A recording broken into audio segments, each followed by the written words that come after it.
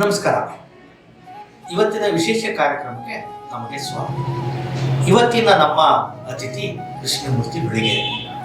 ಇವರು ಸಿಂಧನೂರಿನ ಪದವಿ ಕಾಲೇಜಿನ ಉಪನ್ಯಾಸಕರಾಗಿ ಸಲ್ಲಿಸುವುದರ ಜೊತೆಗೆ ಸಿಂಧನೂರು ನಗರದ ಜೀವಪರ ಸಂಘಟನೆಯ ಜೊತೆಯಾಗಿ ಕಾರ್ಯನಿರ್ವಹಿಸಿದರು.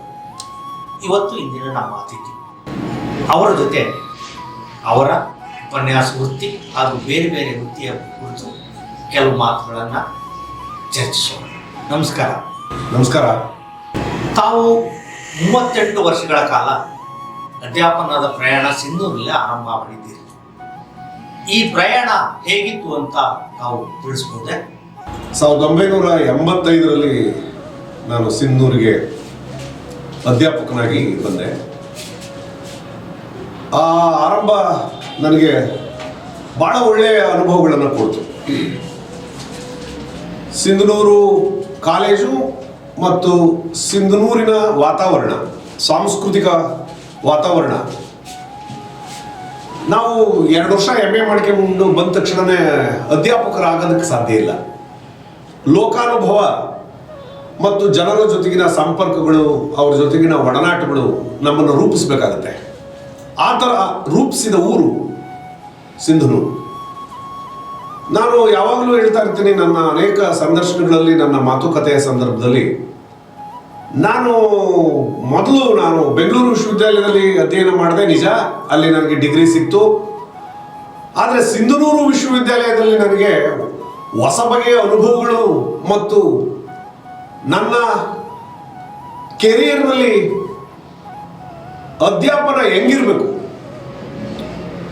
ನಾನೊಬ್ಬ ಅಧ್ಯಾಪಕನಾಗಿ ನಾನು ಸಮುದಾಯದ ಬದುಕಿಗೆ ನನ್ನ ಕಾಂಟ್ರಿಬ್ಯೂಷನ್ ಅನ್ನ ಯಾವ ರೀತಿ ಕೊಡಬೇಕು ಅನ್ನುವಂಥದ್ದು ನನಗೆ ಸ್ಪಷ್ಟವಾಗಿದ್ದು. ನನ್ನ ಚರಿತ್ರೆ ಎಷ್ಟು, ಚರಿತ್ರೆಯ ವ್ಯಾಖ್ಯಾನ ಹೆಂಗಿರಬೇಕು, ಆ ನೆರೆಟಿವ್ಸ್ ಏನಾಗಬೇಕು ಅನ್ನುವಂಥದ್ದನ್ನು ಕಲಿಸಿದ ಊರು ಸಿಂಧನೂರು. ಇಲ್ಲಿ ಅನೇಕ ಜನಪರ ಸಂಘಟನೆಗಳು, ಪ್ರೀತಿ ತತ್ವದ ಆಧಾರದ ಮೇಲೆ ನಡೀತಾ ಇದ್ದಂತಹ ಸಂಘಟನೆಗಳು ಇಲ್ಲಿ ದೊಡ್ಡ ಪ್ರಮಾಣದಲ್ಲಿ ಕೆಲಸ ಮಾಡ್ತಾ ಇತ್ತು. ಅದರ ಪ್ರಭಾವ ನನಗೆ ನನ್ನ ಅಧ್ಯಾಪನದ ಮೇಲೆ ಆಯಿತು. ಮುಖ್ಯವಾಗಿ ಸಮುದಾಯ ಸಿಂಧನೂರು ಆ ಸಂಘಟನೆ ಆಗ ಬಹಳ ದೊಡ್ಡ ಕೆಲಸವನ್ನು ಮಾಡ್ತಾ ಇತ್ತು. ಇಡೀ ಊರಿನ ಆಲೋಚನೆಯನ್ನು ರೂಪಿಸ್ತಾ ಇತ್ತು. ಕಾಲೇಜುಗಳಲ್ಲಿ ಬಂದ ಅಧ್ಯಾಪಕರುಗಳು ಅದರ ಪ್ರಭಾವಕ್ಕೊಳಗಾಗ್ತಾ ಇದ್ರು. ಅವರು ಹೊಸ ಮನುಷ್ಯರಾಗಿ ಹೊಸ ದಿಕ್ಕನ್ನು ಹಿಡಿತಾ ಇದ್ರು ಅವರು. ಅದು ಬಹಳ ದೊಡ್ಡ, ಏಕೆಂದರೆ ಅಧ್ಯಾಪಕರನ್ನ ಸಿದ್ಧಗೊಳಿಸ್ತಲೇ ಇದ್ರೆ ಸಮಾಜ ಬರೀ ಟ್ರೈನಿಂಗ್ಗಳ ಮೂಲಕ ಆಗಲ್ಲ. ಅದು ಸಮಾಜದ ಒಳಗಡೆನಲ್ಲಿ ಅದು ಖುದ್ದು ಪಾಕವಾಗಿ ಅವರು ತರಗತಿಗಳಿಗೆ ಹೋಗ್ಬೇಕು. ಆ ಥರದ ಒಂದು ಆರಂಭವನ್ನು ಇದು ಕೊಡ್ತು. ಇಲ್ಲಿಯ ಗೆಳೆಯರ ಸಂಪತ್ತು, ಬಹಳ ದೊಡ್ಡ ಸಂಪತ್ತು ನನಗೆ ಸಿಕ್ತು. ಅವರ ಒಡನಾಟ ಸಿಕ್ಕಿದ ಕಾರಣಕ್ಕಾಗಿ ನಾನು ನನ್ನ ಅಧ್ಯಾಪನದ ಇಡೀ ನನ್ನ ಜೀವನದ ಕೆರಿಯರಲ್ಲಿ ಬಹಳ ಸಂತೋಷವಾಗಿ ನಾನು ತರಗತಿಗಳನ್ನು, ನಮ್ಮ ವಿದ್ಯಾರ್ಥಿಗಳನ್ನು ನಾನು ಒಳಗೊಳ್ಳಲು ಹೇಗೆ ಅನ್ನೋದನ್ನು ಇಲ್ಲಿ ಕಲಿತು 38 ವರ್ಷಗಳ ಸುದೀರ್ಘವಾದ ಪ್ರಯಾಣದ ಒಳಗಡೆನಲ್ಲಿ ನಾನು ನಮ್ಮ ವಿದ್ಯಾರ್ಥಿಗಳಿಂದ ಪಡೆದಿದ್ದೀನಿ. ನಾನು ಅವರ ಜೊತೆಗಿನ ಅನುಸಂಧಾನದಲ್ಲಿ ನಾನು ಸಂತೋಷಪಟ್ಟಿದ್ದೀನಿ. ನಾನೇನು ಊಟ ಮಾಡಿದೆ, ನನ್ನ ಸಮುದಾಯ ಏನು ನನ್ನನ್ನು ಸಾಕ್ತು, ಸಮಾಜ ಏನು ನಮಗೆ ಕೊಡ್ತು, ಅದನ್ನು ನಾನು ಸಾಕಷ್ಟು ವಾಪಸ್ಸು ಕೊಡೋದಕ್ಕೆ ಪ್ರಯತ್ನ ಪಟ್ಟಿದ್ದೀನಿ ಅಂತ ಹೇಳ್ಬೋದು. ಆರಂಭ ಚೆನ್ನಾಗಿತ್ತು. ಅಂದರೆ ತಮ್ಮ ಅನಿಸಿಕೆ ಪ್ರಕಾರ ಒಬ್ಬ ಪರಿಪೂರ್ಣ ಅಧ್ಯಾಪಕನಾಗಬೇಕಾದ್ರೆ ಅದಕ್ಕೆ ಸಮಾಜದ ಅರಿವಿರಬೇಕು ಅನ್ನುವಂಥದ್ದು ಬಹಳ ಮುಖ್ಯ. ಇಲ್ಲ, ಖಂಡಿತ ಇರಬೇಕು. ನಾವೇ ಮಾಡ್ತೀವಿ, ಈಗ ಅಧ್ಯಾಪಕರುಗಳು ಎಲ್ಲರಿಗೂ ಈ ಥರದ್ದು ಸಿಗಲ್ಲ. ನಾವೇ ಸ್ವಂತ ಇನೋವೇಟ್ ಮಾಡ್ಕೋಬೇಕಾಗತ್ತೆ. ನಾನು ಯಾರಿಗಾಗಿ ಪಾಠ ಮಾಡ್ತಾ ಇದ್ದೀನಿ, ಅದರ ಉದ್ದೇಶಗಳೇನು, ಹೈಯರ್ ಎಜುಕೇಷನ್ ನಮ್ಮದು ಮುಖ್ಯವಾಗಿ ನಾವು ಅಲ್ಲಿ ತಯಾರು ಮಾಡಬೇಕು. ಅಲ್ಲಿ ಹೊಸ ಆಲೋಚನೆಗಳನ್ನು ಸೃಷ್ಟಿಸ್ಬೇಕು, ಅವರ ಮೈಂಡ್ಗಳನ್ನು ಬಹಳ. ಏಕೆಂದರೆ ಈ ದೇಶದ ಹೊರಗಡೆನಲ್ಲಿ ನಾವು ಹುಟ್ಟದಲ್ಲೇ ಅನೇಕ ರೋಗಗಳೊಂದಿಗೆ ಹುಟ್ಟುತ್ತೀವಿ, ಸಾಮಾಜಿಕ ರೋಗಗಳೊಂದಿಗೆ ಹುಟ್ಟುತ್ತೀವಿ, ಆರ್ಥಿಕ ಅಸಮಾನತೆಯ ನೆಲೆ ಒಳಗಡೆನಲ್ಲಿ ಹುಟ್ಟುತ್ತೀವಿ. ಮತ್ತು ಅದೇ ಕಂಟಿನ್ಯೂ ಆಗಬಾರ್ದಷ್ಟೇ. ಅದನ್ನು ಆಗಲಿಲ್ಲ ಅಂದರೆ ಏನು ಪ್ರಯೋಜನ ಆಯಿತು ನಿಮಗೆ? ಎಜುಕೇಷನ್ ಅನ್ನೋದೇ ಹೊಸ ಮನುಷ್ಯರನ್ನಾಗಿ ರೂಪಿಸೋದಕ್ಕೆ. ಹುಟ್ಟುತ್ತಾ ಹೆಂಗಾರು ಹುಟ್ಬೋದು, ಜಾತಿ ಮತ ಧರ್ಮಗಳು ಬಂದು ಇರುತ್ತೆ. ಅದು ಲೋಕದ, ಯಾಕಂದರೆ 5-6 ಸಾವಿರ ವರ್ಷಗಳ ಚರಿತ್ರೆ, 5-6 ಸಾವಿರ ವರ್ಷಗಳ ಪರಂಪರೆ ಇರುತ್ತೆ, ಸಂಪ್ರದಾಯಗಳಿರ್ತವೆ. ಅವುಗಳು ಒಳ್ಳೆಯವು ಇರ್ತವೆ, ಕೆಟ್ಟವು ಇರ್ತವೆ, ಜೀವ ವಿರೋಧಿಯಾಗಿರ್ತವೆ. ಅವುಗಳನ್ನು ತೊಳ್ಕೊಳ್ಳೋದೇ ಹೈಯರ್ ಎಜುಕೇಷನ್ ಮೂಲ ಆಶಯ ಅಲ್ವಾ? ಅದರಿಂದ ಕಡ್ಡಾಯವಾಗಿ ನಾವು ಒಂದು ಅಗ್ನಿದಿವ್ಯವನ್ನು ದಾಟಿ ನಾವು ತರಗತಿಗಳಿಗೆ ಹೋಗ್ಬೇಕು. ಹಾಗೆ ಏನಾದರೂ ಲಾಭ ಆಗ್ಬೋದು ಅಂತ ನನಗೆ ಅನಿಸುತ್ತೆ. ಕಾಲೇಜು ಶಿಕ್ಷಣ ಇವತ್ತು ಹೇಗಿದೆ, ಅದರಲ್ಲೂ ಜನರಲ್ ಎಜುಕೇಷನ್ ಅಂದರೆ BA BComಗೆ ಆಕರ್ಷಣೆ ಕಡಿಮೆ ಅಂತ ಅನಿಸ್ತಾ ಇದೆ. ಆದರೆ ವಿದ್ಯಾರ್ಥಿಗಳು ಕಲಿತಾ ಇದ್ದಾರೆ. ಈ ವೈರುಧ್ಯಕ್ಕೆ ಕಾರಣ ಅಂತ ಏನಂತ ತಾವು ತಿಳಿಸ್ಬೋದೇ? ಜನರಲ್ ಎಜುಕೇಶನ್ ಅದು ಸಾಮಾನ್ಯ ಶಿಕ್ಷಣ ಅಲ್ಲ, ನನ್ನ ಪ್ರಕಾರ ಅದು ಅಸಾಮಾನ್ಯ ಶಿಕ್ಷಣ. ಸೋಷಿಯಲ್ ಇಂಜಿನಿಯರಿಂಗ್ ಅನ್ನ, ಸಮಾಜವನ್ನು ಅರ್ಥ ಮಾಡ್ಕೊಳ್ಳೋದಕ್ಕೆ ಸಮಾಜ ವಿಜ್ಞಾನಗಳು ಬಹಳ ದೊಡ್ಡ ಪಾತ್ರವನ್ನು ವಹಿಸ್ತವೆ ಅಂತ ನಾವು ನಂಬಲೇ ಇಲ್ಲ. ನಮ್ಗೇನಿದ್ರು ಸೈನ್ಸ್ ಅಂದ್ರೆ ಏರೋನಾಟಿಕ್ ಸೈನ್ಸು, ಬಾಂಬು ವಿಜ್ಞಾನ, ಅಥವಾ ಚಂದ್ರಯಾನಕ್ಕೆ ಹೋಗುವ ವಿಜ್ಞಾನಗಳು, ಅಥವಾ ಅದನ್ನು ಕಂಡುಹಿಡಿಯೋದು ಇದನ್ನು ಕಂಡುಹಿಡಿಯೋದು, ಬೇರೆ ಬೇರೆ ಇನ್ನೋವೇಷನ್ಸ್ಗಳನ್ನ ಮಾಡೋದು ಅಷ್ಟೇ ವಿಜ್ಞಾನ ಅಂತ ತಿಳಿದು ನಾವು ತಪ್ಪು ಮಾಡೋದು. ಆದರೆ ಸಾಮಾಜಿಕ ವಿಜ್ಞಾನಗಳದಲ್ಲ, ಸಮಾಜ ವಿಜ್ಞಾನಗಳದವಲ್ಲ, ಅವು ಮೆದುಳಿನ ಆರೋಗ್ಯವನ್ನು ಕಾಪಾಡುವಂತಹ, ಮನಸ್ಸಿನ ಆರೋಗ್ಯವನ್ನು ಕಾಪಾಡುವಂತಹ ದೊಡ್ಡ ಶಕ್ತಿ ಇರುವಂತಹ ಸಮಾಜಶಾಸ್ತ್ರ, ರಾಜ್ಯಶಾಸ್ತ್ರ, ಇತಿಹಾಸ, ಭೂವಿಜ್ಞಾನ ಎಲ್ಲವೂ ಬಹಳ ದೊಡ್ಡ ಶಕ್ತಿಯನ್ನು ಇರುವಂಥವುಗಳು. ಅವುಗಳು ಮನುಷ್ಯರನ್ನು ರೂಪಿಸ್ದಲೇ ನೀವು ಅವರೊಳಗಡೆನಲ್ಲಿ ಬರೀ ವಿಜ್ಞಾನದ ಸಂಶೋಧನೆಗಳಾಗ್ತಾ ಹೋದ್ರೆ ಬಾಂಬು ಕಂಡುಹಿಡಿಯಲ್ಪಡುತ್ತೆ, ದೊಡ್ಡ ದೊಡ್ಡ ಶಸ್ತ್ರಾಸ್ತ್ರಗಳು ಕಂಡುಹಿಡಿಯಲ್ಪಡ್ತವೆ. ನಿಮಗೆ ವಿವೇಕ ಇದ್ರೆ, ನಿಮಗೆ ಸಮಾಜ ವಿಜ್ಞಾನದ ಸರಿಯಾದ ಪರಿಕಲ್ಪನೆ ಇದ್ರೆ, ಅವುಗಳೆಲ್ಲ ಉತ್ಪಾದನೆ ಮಾಡ್ಬೇಕಾಗಿರೋದು ಇಂಪ್ಲಿಮೆಂಟ್ಸ್ಗಳನ್ನ, ನಿಮಗೆ ಜನರಿಗೆ ಬೇಕಾದ, ಕೃಷಿಗೆ ಬೇಕಾದಂತ, ಪಶುಪಾಲನೆಗೆ ಬೇಕಾದ ಇಂಪ್ಲಿಮೆಂಟ್ಗಳನ್ನ, ಸರಳವಾದ ಇಂಪ್ಲಿಮೆಂಟ್ಗಳನ್ನ ಉತ್ಪಾದನೆ ಮಾಡುವಂತ ಬುದ್ಧಿ ಬರ್ತಿತ್ತು. ಇದು ಜಗತ್ತಿನಲ್ಲೇ ಆಗಿರುವಂತ ಕೆಲಸ. ಸಮಾಜ ವಿಜ್ಞಾನಕ್ಕೆ 2ನೇ ದರ್ಜೆ 3ನೇ ದರ್ಜೆ ಸ್ಥಾನಮಾನಗಳನ್ನು ಬರೋದಕ್ಕೆ ಕಾರಣ ಏನು ಅಂತಂದ್ರೆ ಇದು ಮುಖ್ಯವಾದ ಕಾರಣ. ನೀವು ಹೇಳಿರಿ ಕಾಲೇಜು ಶಿಕ್ಷಣ ಒಳಗಡೆನಲ್ಲಿ BA BCom ಆಕರ್ಷಣೆ ಕಡಿಮೆ ಆಗ್ತದೆ. ಕಡಿಮೆ ಆಗ್ತಲೇ ಜನಸಂಖ್ಯೆ, ಇವರು ಸ್ಟೂಡೆಂಟ್ಸ್ ಅಲ್ಲಿ ಇದ್ದಾರೆ, ದೊಡ್ಡ ಪ್ರಮಾಣದಲ್ಲಿ ಇದ್ದಾರೆ, ಸಂಖ್ಯೆ ಇದೆ. ಆದರೆ ಅಲ್ಲಿ ಯಾವ ಬಗೆಯ ಕಲಿಕೆ ನಡೀತಾ ಇದೆ ಅಂತ ನೋಡಿದ್ರೆ, ಅಲ್ಲಿ ಸ್ಕಿಲ್ಗಳಂತಂದ್ರೆ ಯಾವುದು ಸ್ಕಿಲ್ಗಳು, ಬದುಕಿನ ಸ್ಕಿಲ್ಗಳು ಯಾವುವು, ಅದರ ಸ್ವರೂಪ ಏನು, ಅಲ್ಲಿಯ ಸಿಲೆಬಸ್ ಯಾವುದಿರಬೇಕು. ಈ ಕೃಷಿ ಪ್ರಧಾನವಾದ ಕೋಟಿ ಕೋಟಿ ಜನರಿಗೆ ನಿರಂತರವಾಗಿ ಉದ್ಯೋಗಗಳನ್ನು ಸೃಷ್ಟಿ ಮಾಡುವಂತಹ ಏಕೈಕ ಕ್ಷೇತ್ರ ಕೃಷಿ ಕ್ಷೇತ್ರ. ಸಿಲೆಬಸ್ ಅಲ್ಲಿ ಎಷ್ಟಿದೆ ಕೃಷಿ ಕ್ಷೇತ್ರ, ಕೃಷಿಗೆ ಸಂಬಂಧಪಟ್ಟಂತದ್ದು. ಪ್ರೈಮರಿನಲ್ಲಿ ಯಾವುದು ಇದೆ, ಪ್ರೈಮರಿಯಿಂದ ನಾನು ಹೇಳ್ತಾ ಇರೋದು ಹೈಯರ್ ಎಜುಕೇಶನ್, ಸಂಶೋಧನೆ ತನಕ, PG ತನಕ. ಅಲ್ಲಿ ಎಲ್ಲಿದೆ, ಅದರ ಕಡೆ ಗಮನ ಇಲ್ಲ. ಅಲ್ಲಿ ಅವರು ರೂಪುಗೊಳ್ಬೇಕು, ಅಲ್ಲಿ ಎಲ್ಲರನ್ನೂ ರೂಪಿಸುವ ಕೇಂದ್ರ ಅದು ಅಂತ ತಿಳಿಬೇಕು. ವಿಜ್ಞಾನಿಗಳನ್ನ, ಸಮಾಜ ವಿಜ್ಞಾನಿಗಳನ್ನ, ಮತ್ತೆ ಅಲ್ಲಿ ಒಳ್ಳೆಯ ರಾಜಕಾರಣಿಗಳನ್ನ, ಸಾಮಾಜಿಕ ತತ್ವಜ್ಞಾನಿಗಳನ್ನ,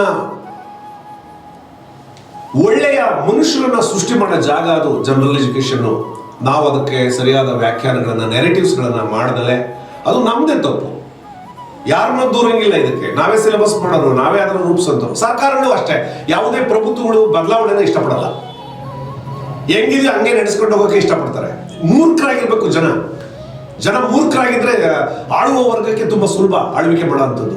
ಇವ್ರನ್ನ ಅದ್ರೊಳಗಡೆನಲ್ಲಿ ಮನಸ್ಸು ಮಾಡಿದ್ರೆ ಇಷ್ಟೊತ್ತಿಗೆ ಏಕರೂಪಿ ಶಿಕ್ಷಣವನ್ನು ಜಾರಿಗೆ ತರಕಾಗ್ತಿರ್ಲಿಲ್ವಾ? ರಾಷ್ಟ್ರೀಕರಣ ಮಾಡಿ ಶಿಕ್ಷಣ ಮತ್ತೆ ಆರೋಗ್ಯ, ನನಗೊಂಥರದ ಶಿಕ್ಷಣ, ನನ್ನ ಮಕ್ಕಳಿಗೊಂಥರ ಶಿಕ್ಷಣ, ಬಡ ಮಕ್ಕಳಿಗೊಂಥರ ಶಿಕ್ಷಣ ಅನ್ನುವಂಥದ್ದು, ಬಡವರಿಗೊಂದು ಶ್ರೀಮಂತರಿಗೊಂದು ಅನ್ನುವಂಥ ಶಿಕ್ಷಣ ವ್ಯವಸ್ಥೆ ರೂಪುಗೊಂಡಾಗ ಏನಾಗುತ್ತೆ? ಅನ್ಯಾಯಗಳು ಅಲ್ಲಿಂದಲೇ ಶುರುವಾಗ್ತವೆ. ಇದು ಕಾನ್ಸ್ಟಿಟ್ಯೂಷನ್ ವಿರುದ್ಧವಾದ್ದು.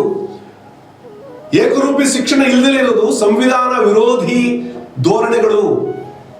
ಇಂಗ್ಲಿಷ್ ಕಲಿಕೆ ಕನ್ನಡದ ಕಲಿಕೆಗಿಂತ ಹೆಚ್ಚು ಆಕರ್ಷಣೆಗೊಳಗಾಗೋದಕ್ಕೆ ಕಾರಣ ಏನು? ನೀವು ಕನ್ನಡ ಶಾಲೆಗಳು, ಇಂಗ್ಲಿಷ್ ಶಾಲೆಗಳು ಅಂತೇಳಿ ವಿಭಜನೆ ಮಾಡ್ತಿರಲ್ಲ, ಇದಕ್ಕೇನಾರ ಲಾಜಿಕ್ ಇದೆಯಾ? ಹೌದು, ಭಾಷೆ ಈಗ ಬೇಡ ಅಂತ ಯಾರು ಹೇಳ್ತಾ ಇಲ್ಲ. ನೀವು ಕಲಿಕೆ ಒಳಗಡೆನಲ್ಲೇ ಮೋಸ ಮಾಡ್ತಿದ್ದೀರಲ್ಲ ನಮ್ಮ ಪ್ರಭುತ್ವಗಳು, ನಮ್ಮ ಶಿಕ್ಷಣ ವ್ಯವಸ್ಥೆ. ಇದಕ್ಕೇನು ನಾವು ಹೇಳೋದು? ಅದರಿಂದ ನೋಡ್ತಾರೆ ಜನ, 1000 ಜನ ಸೇರ್ಕೊಂಡ್ರೆ 500 ಜನ ಕ್ಲಾಸಿಗೆ ಬರ್ತಾ ಇರ್ತಾರೆ. 500 ಜನ ಕಡಿಮೆ ಇರುತ್ತೆ. ನಾನು ಧಾರವಾಡದಲ್ಲಿ ಜಾಯಿಂಟ್ ಡೈರೆಕ್ಟರ್ ಆಗಿ ಕೆಲಸ ಮಾಡ್ತಾ ಇದ್ದಂಥ ಸಂದರ್ಭದಲ್ಲಿ ಎಲ್ಲೋದ್ರೂ ನಾನು ಅದನ್ನು ಚೆಕ್ ಮಾಡ್ತಾ ಇದ್ದೆ. ಏನು, ಅಲ್ಲಿ 4000 ಜನ ಸ್ಟೂಡೆಂಟ್ಸ್ ಹೇಳಕ್ಕೆ, ಅಲ್ಲಿ 1500 ಜನ ಇರೋರು. ಅಲ್ಲಿಗೆ 35 to 40% ಅಟೆಂಡ್ಸ್. ಎಲ್ಲೋದ್ರು ಅವರೆಲ್ಲ ಅವ್ರ ಪಾಡ್ ನಾವು ಓದ್ಕೊಂತೀವಿ ಅಂತೇಳಿ, ಅಧ್ಯಾಪಕರ ಹಂಗಿಲ್ಲ ನಮಗೆ ಅಂತೇಳಿ ನಾವೇ ಮಾಡಿದವರು. ಅದೊಂದು ಬಹಳ ಮುಖ್ಯವಾದ ಕ್ಷೇತ್ರ. ಇಲ್ಲಿ ನಮಗೆ ನಮ್ಮ ಬದುಕುಗಳನ್ನು ಕಟ್ಟಲ್ಪಡುತ್ತೆ ಅಂತ ಹೇಳಿ ನಾವು ಅದನ್ನು ರೆಡಿ ಮಾಡಿದರೆ ಕಾಲೇಜುಗಳಲ್ಲಿ, ಆಗ ಅದಕ್ಕೆ ಬೆಲೆ ಬರ್ತಾ ಇತ್ತು. ಈಗ ಬದಲಾಗಬೇಕು. ಈಗ ನ್ಯಾಕ್ ಮತ್ತು ಬೇರೆ ಬೇರೆ ರೀತಿಯಾದಂಥ ಹೊಸ ಶಿಕ್ಷಣ ನೀತಿ, ಮತ್ತೊಂದು ಈಗ ರಾಜ್ಯ ಶಿಕ್ಷಣ ನೀತಿ ಬಂದಿದೆ. ಆ ಯಾವ ನೀತಿಗಳು ಬಂದರೂ ಏನು ನನ್ನ ಪ್ರಕಾರ, ಯಾಕೆ ಅಂತಂದರೆ ರಿಕ್ರೂಟ್ಮೆಂಟೇ ಇಲ್ಲ. ನಾನು ಇವತ್ತು ಸಿಂಧನೂರಿನ ಕಾಲೇಜಲ್ಲಿ ಭೇಟಿ ಕೊಟ್ಟು ನಾನು ಬಂದಿದ್ದೀನಿ.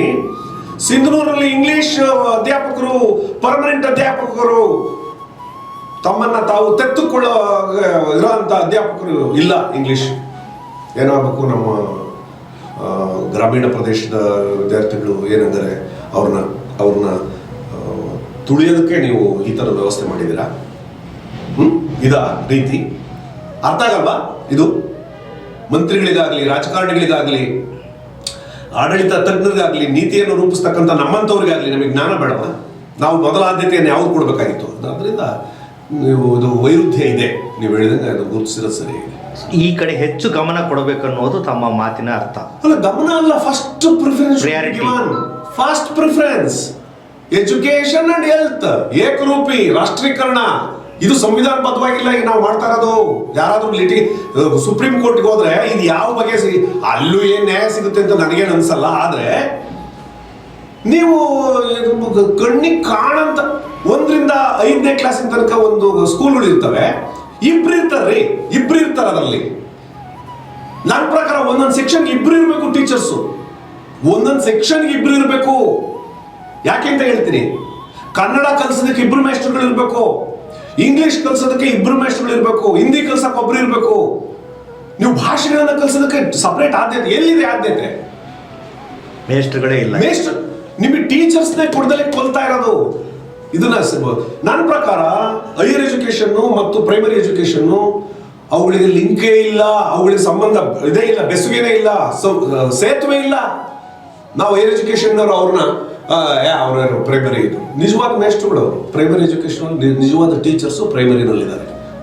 ಅವ್ರು ಕಲಿಸಿದ ಬೇಸ್ ಹಾಕಿದ ಆಧಾರದ ಮೇಲೆ ನಾವು ಈಗ ಮುಂದಿನ ಹೈಯರ್ ಎಜುಕೇಶನ್ ಡೆವಲಪ್ ಆಗುತ್ತೆ. ಹೌದಾ ಇಲ್ವೋ? ಅಲ್ಲೇ ವೀಕ್ ಆಗಿದೆ. ವೀಕ್ ಅಂದ್ರೆ ನಾವು ನನ್ನ ಪ್ರಕಾರ ಇಟ್ಸ್ ಎ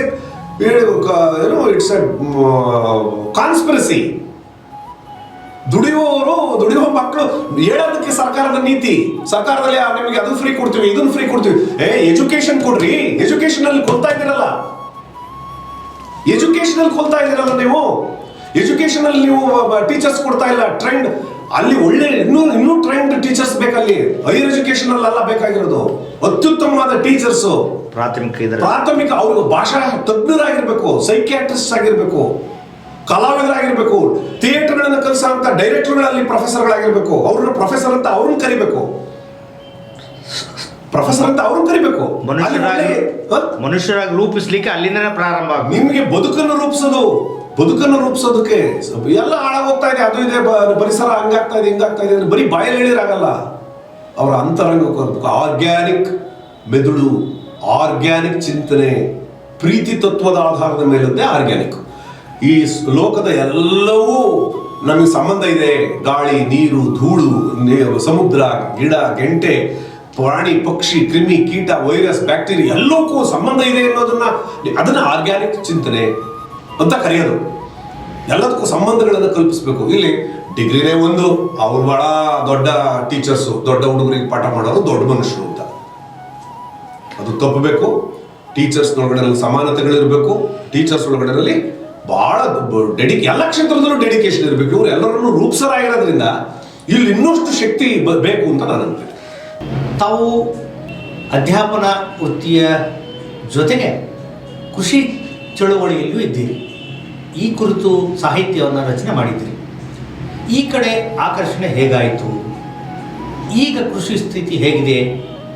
ಅಲ್ಲ, ಅದು ಬಹಳ ದೊಡ್ಡ ಚರ್ಚೆಗೆ ಗ್ರಾಸ ಒದಗಿಸುತ್ತೆ. ಇವತ್ತಿನ ಸ್ಥಿತಿ ಬಗ್ಗೆ ಮಾತಾಡೋದು ಕಷ್ಟ. ಆದರೆ ಅದ್ರ ಬಗ್ಗೆ ನನಗೆ ಗೊತ್ತಿರೋದನ್ನು ಒಂದು ಮಾತು ಹೇಳ್ತೀನಿ. ಆದರೆ ಅದಕ್ಕಿಂತ ಮುಂಚೆ ನಾನು ಚರಿತ್ರೆ ಪಾಠ ಮಾಡುವಾಗ ನೋಡಿದೆ, ಇದು ಯಾರ ಚರಿತ್ರೆ, ಇದು ಏನು, ಯಾರು ಇದು? ಬರೀ ಪೊಲಿಟಿಕಲ್ ಹಿಸ್ಟ್ರಿ ಇದೆಯಲ್ಲ, ಬರೀ ಪೊಲಿಟಿಕಲ್ ಹಿಸ್ಟ್ರಿ, ರಾಜಕೀಯ ಚರಿತ್ರೆ. ಇವತ್ತು ಹೆಂಗ್ ರಾಜಕೀಯವೇ ಎಲ್ಲದೂ ಆಗಿದೆಯಲ್ಲ, ಇನ್ನೇನೂ ಇಲ್ಲ, ಬರೀ ರಾಜಕೀಯವೇ ಸರ್ವಶ್ರೇಷ್ಠ. ಕಲ್ಚರ್ ಇಲ್ಲ, ಲಿಟ್ರೇಚರ್ ಇಲ್ಲ, ಮ್ಯೂಸಿಕ್ ಇಲ್ಲ, ಪಶುಪಾಲನೆ ಇಲ್ಲ, ಅಗ್ರಿಕಲ್ಚರ್ ಇಲ್ಲ, ಸ್ಕಿಲ್ಡ್ ಲೇಬರ್ದು ಕಾನ್ಸಂಟ್ರೇಷನ್ ಇಲ್ಲ, ಎಲ್ಲ ಪರಿಸರಕ್ಕೆ ಸಂಬಂಧಪಟ್ಟ ಗಮನ ಇಲ್ಲ. ಬರೀ ರಾಜಕಾರಣ ಒಂದು ಧರ್ಮ, ಯಾರು ಬೇಡ ಅಂತಾರೆ? ರಾಜಕಾರಣವೇ ಒಂದು ಧರ್ಮ, ಅದನ್ನೇ ನಾವು ಅಲ್ಗಡಿಬೇಕಾದಿಲ್ಲ, ಅದನ್ನ ನಾವು ಒಳಗೊಳ್ಬೇಕು. ಬಹಳ ದೊಡ್ಡ ಪ್ರಮಾಣದಲ್ಲಿ ರಾಜಕಾರಣ, ಎಂತ ರಾಜಕಾರಣ ನಮಗೆ ಬೇಕಾಗಿರುವಂಥದ್ದು, ಇದನ್ನ ಯೋಚನೆ ಮಾಡ್ಬೇಕಲ್ಲ. ನಾನು ಯೋಚನೆ ಮಾಡಿದೆ, ಈಗ ಇದು ಪೊಲಿಟಿಕಲ್ ಹಿಸ್ಟ್ರಿ ಬರೀ ಇದೆ. ನಾನು ಅದಕ್ಕೆ ಒಂದು ಪರಿಹಾರವನ್ನು ಕಂಡುಕೊಂಡೆ. ಅದೇನು ಅಂದರೆ, ವಾಟರ್ ಹಿಸ್ಟ್ರಿ ಎಲ್ಲಿದೆ ಅಂತ ಹುಡುಕ್ತೆ. ಅಗ್ರಿಕಲ್ಚರ್ ಹಿಸ್ಟ್ರಿ ಇದೆಯಲ್ಲ, ಯಾಕೆ ಇದ್ರ ಕಡೆ ಗಮನ ಇಲ್ಲ? ಇದ್ರೊಳಗಡೆನಲ್ಲೇ ಸೇರಿಸ್ಬೋದು. ನಾವು ಪಾಠ ಮಾಡ್ತಾನೆ ಸೇರಿಸ್ಬೋದು. ಸಿಲೆಬಸ್ ಏನು ಬದಲಾವಣೆ ಮಾಡೋದಿಲ್ಲ. ಸಿಲೆಬಸ್ಸು ಬೀಜಗಳು ಅಷ್ಟೇ, ಅವು ಬೀಜರೂಪಿಯಾಗಿರೋ ಅದನ್ನು ಸಿಲಬಿ ಅಂದ್ರೆ ಬೀಜ ಅಂತ, ಬೀಜಗಳು ಅವುಗಳನ್ನ ಹಾಕಿ ಫಸಲು ಪಡಿಬೇಕು ನಾವು. ಆಗ ಸಿಲೆಬಸ್ಸಿಗೆ ಬೆಲೆ ಬರುತ್ತೆ. ನಾವೇ ಮಾಡ್ತೀವಿ, ಬೀಜ ಕೊಡ್ತೀವಿ ವಿದ್ಯಾರ್ಥಿಗಳಿಗೆ, ಎಕ್ಸಾಮ್ ಅಲ್ಲಿ ಆ ಬೀಜಗಳನ್ನು ವಾಪಸ್ ನಮಗೆ ಕೊಡ್ತಾರೆ. ಬೆಳೆ ಇಲ್ಲ, ಅದಕ್ಕೆ ಅಧ್ಯಾಪಕರಿಗೆ ಬೇಜಾರಾಗುತ್ತೆ, ಅದಕ್ಕೆ ಡಿಪ್ರೆಸ್ ಆಗ್ತಾರೆ. ಬರೀ ಹೋಗೋದು ಬರೋದು ಅಷ್ಟೇ ನನ್ನ ಕೆಲಸ, ಇನ್ನೊಂದು ಕೆಲಸ ಮಾಡೋಕ್ಕೆ ಶುರು ಮಾಡ್ತಾರೆ, ಬೇರೆ ಉದ್ಯೋಗಗಳನ್ನ ಮಾಡಕ್ಕೆ ಹೋಗ್ತಾರೆ. ಅಪರಾಧ ಅದು. ಕಟ್ಟಬೇಕಲ್ಲಿ ಮನಸ್ಸುಗಳನ್ನು ಕಟ್ಟಕ್ಕೆ ಎಷ್ಟು ಎಫರ್ಟ್ ಆಗ್ತೀವೋ ಅಷ್ಟು ಒಳ್ಳೆಯದು. ಆ ಕಾರಣಕ್ಕೆ ನಾನು ಅಗ್ರಿಕಲ್ಚರ್ ಹಿಸ್ಟ್ರಿ, ವಾಟರ್ ಹಿಸ್ಟ್ರಿ ಮತ್ತೊಂದು ಅದ್ರ ಕಡೆ ಗಮನ ಬಂತು. ಅದ್ರ ಮೇಲೆ ನಾನು ಬರವಣಿಗೆ ಶುರು ಮಾಡಿದೆ. ನನಗೆ ಮಕ್ಕಳಿಗೆ ಮತ್ತು ಅಗ್ರಿಕಲ್ಚರು ಇದ್ರ ಮೇಲೆ ಬರೆದ್ರೆ ಎಷ್ಟೋ ಒಂದು ಸ್ವಲ್ಪ ಲಾಭ ಆಗುತ್ತೆ, ಒಂದಷ್ಟು ನನಗೂ ಸಮಾಧಾನ ಅಂತ ಹೇಳಿ ಆ ಅವಧಿ ಒಳಗಡೆನಲ್ಲಿ ಒಂದಷ್ಟು ಇನ್ನೋವೇಟ್ ಮಾಡ್ತಾ ಮಣ್ಣು ಕಥನ ಅಂತ ಒಂದು, ಅನ್ನದೇವರ ಮುಂದೆ ಅಂತ ಇನ್ನೊಂದು ಪುಸ್ತಕ, ಆಮೇಲೆ ಬೇಸಾಯವ ಮಾಡಿ ಅಂತ ಅಲ್ಲಮ ಪ್ರಭುವಿನ ಒಂದು ಲೈನ್. ಅದು ಬೇಸಾಯವ ಮಾಡಿ ಊಟಕ್ಕೆ ಅನ್ನ ಇಲ್ಲದಿದ್ದೊಡೆ ಆ ಬೇಸಾಯದ ಘೋರ ಎನಗೆ ತಕಯ್ಯ ಅಂತ. ನಾನು ನನಗೆ ಉಣ್ಣಕ್ಕಿಲ್ದಲೇ ಇದ್ರೆ ನಾನು ಯಾಕೆ ಕೃಷಿ ಮಾಡೋಣ ಅಂತ ಪ್ರಶ್ನೆ ಮಾಡ್ತಾನೆ ಅಲ್ಲಮ ಪ್ರಭು. ಇಂಥ ಸಾಮಾನ್ಯವಾದ ಪ್ರಶ್ನೆನ ಇದು. ಈಗ ಆ ಸ್ಥಿತಿ ಬಂದಿದೆ. ಇವತ್ತು ದೊಡ್ಡ ರೈತರು ದೊಡ್ಡ ಸಮಸ್ಯೆಗಳಲ್ಲಿದ್ದಾರೆ. ಚಿಕ್ಕ ರೈತರು ದೊಡ್ಡ ಸಮಸ್ಯೆಗಳ ಒಳಗಡೆನಲ್ಲ, ಅವರು ದೊಡ್ಡ ಸಮಸ್ಯೆ ಒಳಗಡೆ ಎದುರಿಸ್ತಾ ಇದ್ದಾರೆ. ಈಗ ಇಷ್ಟು ಬುದ್ಧಿ, ಇಷ್ಟು ಅಧೋಗತಿಗೆ ಬಂದರೂ ನೀರನ್ನ ಕೊಟ್ಟರೂ ಸಮಸ್ಯೆ ಬಗೆಹರಿಲಿಲ್ಲ. ಸಿಂಧನೂರಿನ ಪ್ರದೇಶದ ಭಾಗಗಳಲ್ಲಿ ನೀರಾವರಿ ದೊಡ್ಡ ಪ್ರಮಾಣದಲ್ಲಿ ಡೆವಲಪ್ ಆಗಿದೆ, ಲಕ್ಷ ಎಕರೆಗಳಲ್ಲಿ ಬೆಳೀತಾ ಇದ್ದಾರೆ. ಆದರೆ ಅವ್ರನ್ನ ಕೇಳಿದರೆ ಅವರ ಲಾಭಾಂಶ ಅತಿ ಕಡಿಮೆ ಇದೆ, ಅವರ ಶ್ರಮಕ್ಕೆ ತಕ್ಕಂಥ ಪ್ರತಿಫಲ ಸಿಗ್ತಾ ಇಲ್ಲ. ಅದಕ್ಕೆ ಕಾರಣ ಅವರು ಗೊಬ್ಬರ, ಬೀಜ, ಅವರ ಸ್ವಾವಲಂಬನೆಯನ್ನು ನಮ್ಮ ಇಲಾಖೆಗಳು, ಏನು ಸರ್ಕಾರದ ಇಲಾಖೆಗಳಿದಾವಲ್ಲ, ಆ ಸ್ವಾವಲಂಬನೆಯನ್ನು ನಾಶ ಮಾಡಿಬಿಟ್ರೆ ಅವರಿಗೆ ಈಗ ಸ್ವಾವಲಂಬನೆ ಇಲ್ಲ. ಅವರು ಪ್ಯಾರಾಸೈಟ್ಸ್, ಪರೋಪಜೀವಿಗಳು. ಆ ಪರೋಪಜೀವಿಗಳಾಗಿರೋದಕ್ಕೆ ಕಾರಣ ರೈತರಲ್ಲ. ರೈತರು ಬ್ಯೂಟಿಫುಲ್ ಆಗಿ ಬೀಜ, ಗೊಬ್ಬರ ಎಲ್ಲ ಉತ್ಪಾದನೆ ಮಾಡಿಕೊಂಡು ಬ್ಯೂಟಿಫುಲ್ ಆಗಿದ್ರು, ಮಾಡ್ತಾ ಇದ್ರು. ಆದರೆ ಅವರಿಗೆ ಅಡೆತಡೆಯಾಗಿ ಬಂದದ್ದು ಈ ಸರ್ಕಾರದ ಮಧ್ಯಪ್ರವೇಶ ಮತ್ತು ನಮ್ಮ ಅದರ ಕಡೆಗೆ ಗಮನ ಕೊಡದಲ್ಲೇ ಇರುವಂಥದ್ದು ಮತ್ತು ಆ ಒಂದು ಉದ್ಯೋಗ ಕೃಷಿ ಕಾರ್ಮಿಕರಾಗೋದು. ಕೃಷಿ ಒಂದು ಆಕರ್ಷಕ ಉದ್ಯೋಗ ಆಗಿ ರೂಪಿಸ್ಬೋದಾಯಿತು. ಅಲ್ಲಿ ಒಳ್ಳೆಯ ಕುಡಿಯುವ ನೀರು, ಅದ್ಭುತವಾದ ಆಹಾರ, ಆಗ ಕಿತ್ತ ತರಕಾರಿಗಳು, ಹಣ್ಣು ಹಂಪಲು, ಇವುಗಳೆಲ್ಲವುಗಳನ್ನು ನಾವು ಅದ್ಭುತವಾಗಿ ಅದನ್ನು ಆಕರ್ಷಕವಾಗಿ, ಇದು ಕೃಷಿ ಅಂದರೆ ಡಿಗ್ನಿಟಿ ಇದೆ. ನಾವು ದುಡಿದು ತಿನ್ನೋರನ್ನ ಬಡವರು ಅಂತ ಕರಿತೀವಿ, ಬಡುದು ತಿನ್ನೋರನ್ನ ಶ್ರೀಮಂತರು ಅಂತ ಕರಿತೀವಿ.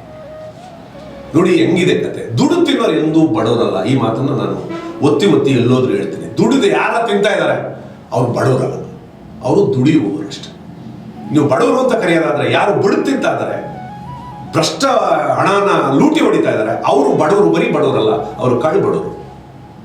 ಅವರು ಕಳ್ಳರು ಹೌದು, ಬಡವರು ಹೌದು. ಅಂಥವ್ರ ಕಡೆ ನಾವು ಗಮನ ಹರಿಸ್ಬೇಕು, ಅವ್ರನ್ನ ಸರ್ ಮಾಡಬೇಕು. ಅದು ಬಿಟ್ಬಿಟ್ಟು ನಾವು ಇದಕ್ಕೆ ಆಕರ್ಷಣೆ ಮಾಡೋಕ್ಕಾಗಲ್ಲ. ಈಗ ಕೃಷಿ ಯಾರು ಮೂರ್ಖರ ಒಂದು ಉದ್ಯೋಗ ಅನ್ನುವಂಥ ಸ್ಥಿತಿ ಬಂದಿದೆ.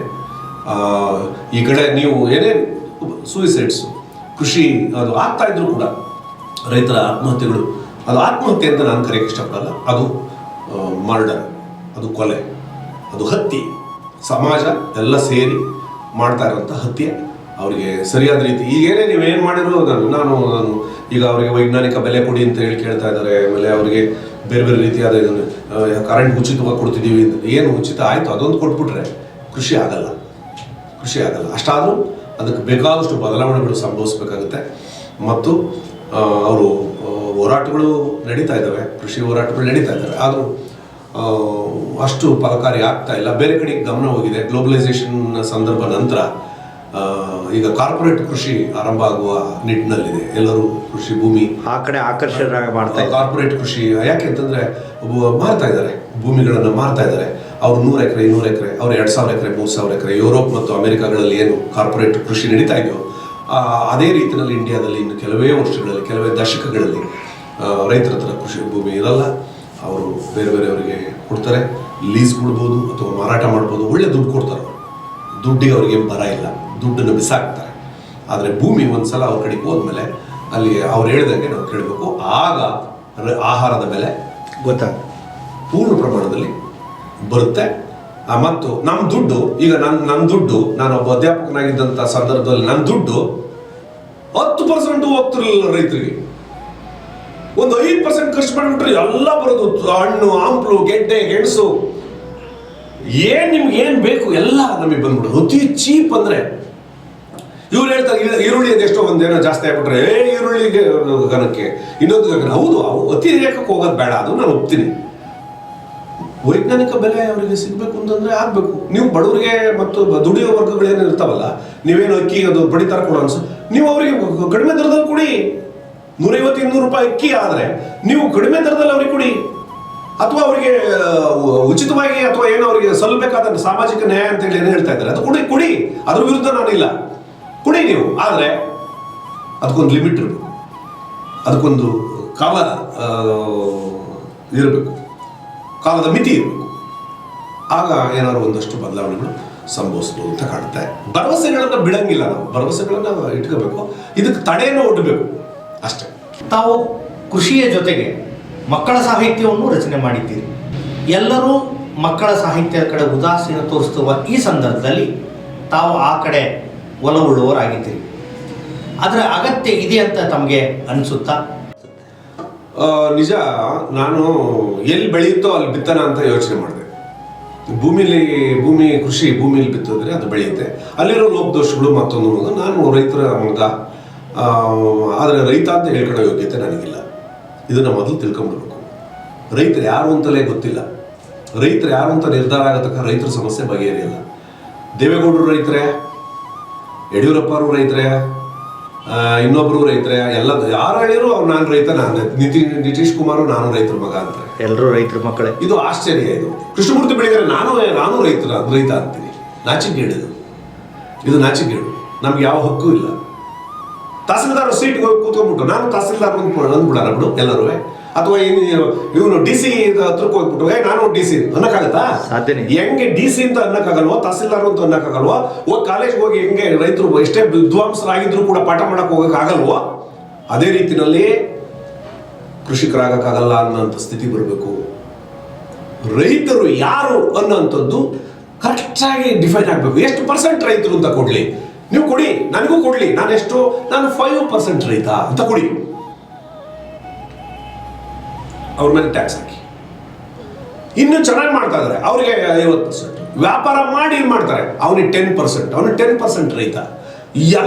ಯಾರು ಮಣ್ಣು ಮುಟ್ಟಿ ಕೆಲಸ ಮಾಡ್ತಾರೋ, ಯಾರು ನೇರವಾಗಿ ರೈತರ ಕೆಲಸದಲ್ಲಿ ತೊಡಗಿರ್ತಾರೋ ಅವರಿಗೆ ಫೆಸಿಲಿಟೀಸ್ ಕೊಡಿ. ಅವ್ರನ್ನ ರೈತರು 100 ರೈತರು ಅಂತ ಹೇಳಿ ಕೊಡಿ. ಅವಾಗ ಎಷ್ಟು ಜನ ಉಳ್ಕೊಂತಾರೆ ಗೊತ್ತಾ? 25% ರೈತರು ಉಳ್ಕೊಂತಾರೆ ಅಷ್ಟೇ. ಅದಿನ್ನೂ ಕಡಿಮೆ ಬರ್ಬೋದು. ಆ ಕೊಡಿ ಫೆಸಿಲಿಟೀಸ್ ಅವ್ರಿಗೆ. ಅನ್ನ ಕೊಡ್ತಾ ಇದ್ದಾರೆ, ಅವರು ಹಣ್ಣು ಕೊಡ್ತಾ ಇದ್ದಾರೆ, ಗೆಡ್ಡೆ ಗೆಣಸು ಕೊಡ್ತಾ ಇದ್ದಾರೆ. ಅವ್ರಿಗೆ ಕೊಡಿ, ನೀವು ಅವ್ರಿಗೆ ಹಂಚಿ. ನೀವು ಬರೀ ನಮ್ಮನ್ನ ಸರ್ಕಾರಿ ನೌಕರರನ್ನ ಸಂಪೂರ್ಣವಾಗಿ ತೃಪ್ತಿಪಡಿಸೋಕ್ಕೋಸ್ಕರ ನೀವು ರೈತರನ್ನ ಇಷ್ಟು ಉದಾಸೀನ ಮಾಡಿ ಅವ್ರನ್ನ ನೀವು ಕೊಲ್ತಾ ಇದ್ದೀವಲ್ಲ ನಾವೆಲ್ಲ ಸೇರಿ, ಅದು ನನಗೆ ಗಮನಕ್ಕೆ ಬಂತು. ಅದರಿಂದ ಕೃಷಿ ಬರವಣಿಗೆ ನನ್ನ ಪಾಡಿಗೆ ನಾನೊಂದು ಬರೆಯಕ್ಕೆ ಶುರು ಮಾಡಿದೆ. ಅಲ್ಲಿಯ ನೋವುಗಳು ಮತ್ತು ಸಂತೋಷ ಎರಡನ್ನೂ ಮಾಡಿದ್ದೀನಿ ನಾನು. ಮಕ್ಕಳಿಗೆ ಹೇಳುವಾಗ ಮಕ್ಕಳಿಗೆ ಕಥೆಗಳನ್ನು ಬರ್ತಿದ್ದೀನಿ. ಚೂಮಂತ್ರಯನ ಕಥೆಗಳು ಅಂತ ಒಂದು ಬರೆದಿದ್ದೀನಿ. ಅಲ್ಲಿಯ ಫ್ಯಾಂಟಸಿ, ಅಲ್ಲಿಯ ಸಂತೋಷ ಮತ್ತು ಅಲ್ಲಿಯ ಸಮಸ್ಯೆ, ಅದನ್ನು ನಾನು ಮಕ್ಕಳಿಗೆ ಅದನ್ನು ನಾನು. ಆಮೇಲೆ ಭೂಮಿ ಒಂದು ಮಹಾಬೀಜ ಅಂತೇಳಿ, ಭೂಮಿನೇ ಒಂದು ಮಹಾಬೀಜ.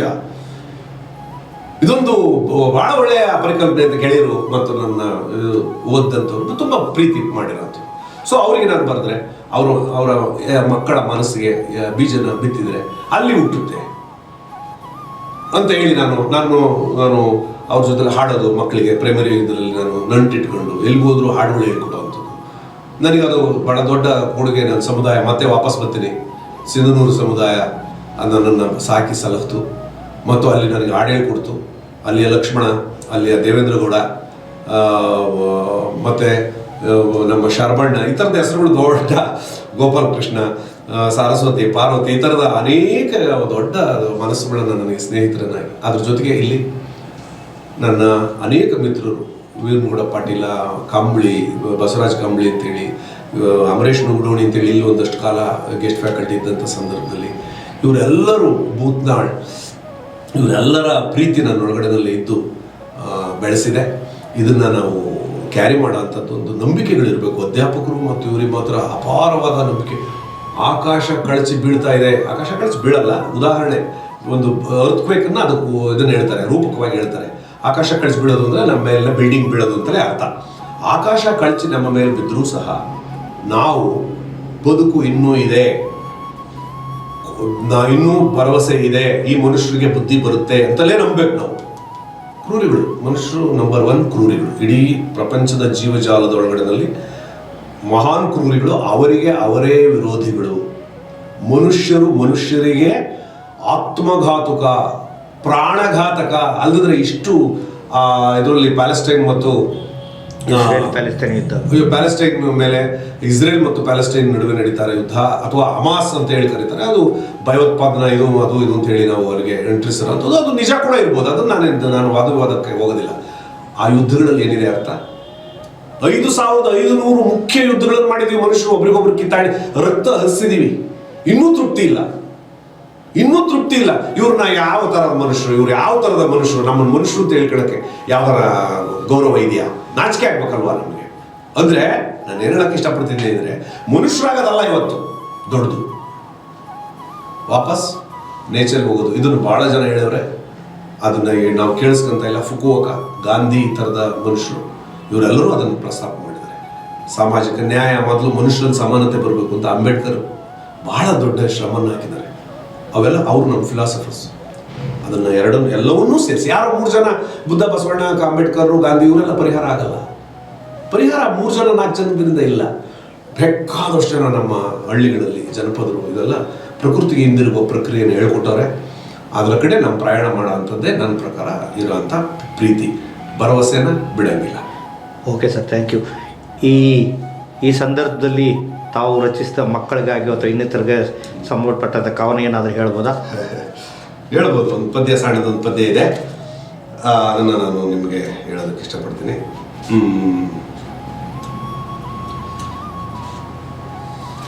ಗಾಳಿ, ನೀರು, ಅನ್ನ. ಒಂದು ಪದ್ಯ, ಒಂದು ಕವಿತೆ. ಗಾಳಿ, ನೀರು, ಅನ್ನ. ಹೊಂಗೆ ಮರದ ಅಡಿಯಲ್ಲೀಗ ನೆರಳು ನುಂಗುವ ಸ್ಪರ್ಧೆ. ಹೊಂಗೆ ಮರದ ಅಡಿಯಲ್ಲಿ ಈಗ ನೆರಳು ನುಂಗುವ ಸ್ಪರ್ಧೆ. ಅರಳಿ ಮರ, ಬೇವಿನ ಮರಗಳ ಸುತ್ತ ಗಾಳಿ ಕುಡಿಯುವ ಸ್ಪರ್ಧೆ. ಒಟ್ಟಿನಲ್ಲಿ ಉಸಿರಾಡಲು ನೆನಪಿಸಿಕೊಂಡಿದ್ದಾರೆ ಮನುಷ್ಯರು. ಓಡುತ್ತಿದೆ ಉಸಿರು ಕಟ್ಟಿ ಉಸಿರಿನ ಕಡೆಗೆ ಲೋಕ. ಓಡುತ್ತಿದೆ ಉಸಿರು ಕಟ್ಟಿ ಉಸಿರಿನ ಕಡೆಗೆ ಲೋಕ. ಆಕಾಶಕ್ಕೆ ಹಾರಿದವರು, ಪಾತಾಳಕ್ಕೆ ಇಳಿದವರು, ಏಸಿಯೊಳಗೆ ಬಂದಿದ್ದರು, ಎಲ್ಲ ಎಂದರೆ ಎಲ್ಲರೂ ಬುಡಮೇಲಾದವರು ಗಿಡದ ಬುಡಕ್ಕೆ ಬಂದು ಬಿಸಿ ಉಸಿರಿಗೆ